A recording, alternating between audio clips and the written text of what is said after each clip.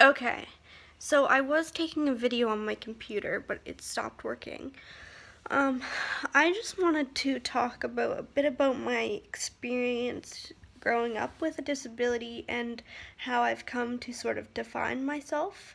I've been doing research into child psychology and theories of dependence, and I came across a statistic that parents with chronically ill children often infuse themselves too much into the child's life and gives them too much, um, and and doesn't allow them to do enough on their own.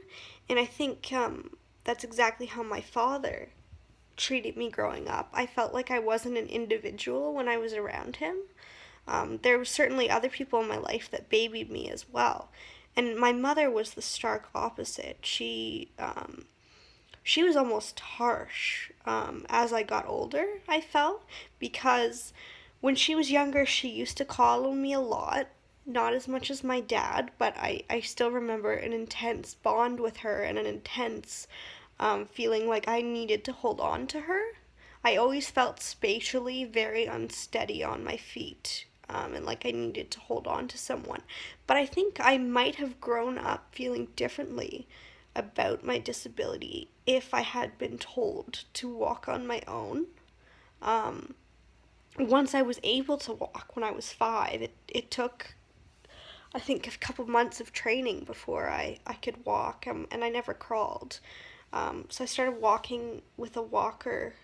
Um, I think up until I was 5, I used a walker. Um, and I used like braces as well until I was 8. So I had multiple things to help me walk, and I made a huge emotional connection between myself and whatever I was depending on. So I never really learned that I could depend on myself. And over the past few years, I've done some energy healing and um, some learning into yoga and different types of spirituality like Buddhism, and just delving into philosophies of independence and realizing that um, my major problem actually isn't my disability. That my disability exists as it does because of the psychological response that I have habitually learned as a response to it. So, it's like Pavlov's dogs. You make the dog salivate, it's a conditioned response. You give me a walker, that lets me know I can walk. Um, so, I remember feeling extremely sad when I had to let go of my walker. And I knew that I didn't need it. I would carry it around in the air. And I remember being conscious of the fact that I didn't need it. But I thought that I had to hold on to it physically, that it was some sort of magic power source, and so was everybody else that I held on to. Um, and then I grew up to believe that because it looked like everybody walked better than I did, that they possessed something that I didn't. And I've been very resentful and very angry, especially through my teenage years, about that. I mean, where you're just in an influx of scrutiny and angst as it is. So that was just heightened for me. Um, but recently, I've realized that I watched a movie with Abigail Breslin. She's a great actress. And she played the character in a movie called The Final Girl. And it was supposed to be like a sociocultural response to the idea that um, girls who get killed last in a horror movie, they get away and they're very heroic, and it's an iconic moment sort of for female power. Um, but it was also it was a horror movie, so it was this group of boys, and They played this game where they actually hunted um, women in a forest. They would literally go after them and kill them. And it was, it's entrenched in sexual assault and in what it means to have power and to be seeking someone out like prey. Um, so, but it was very pathological.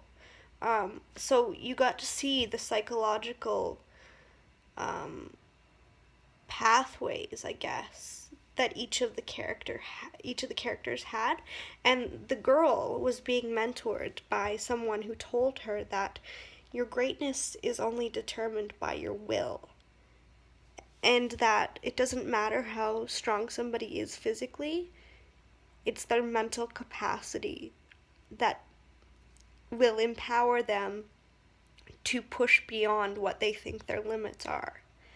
And I tested that theory.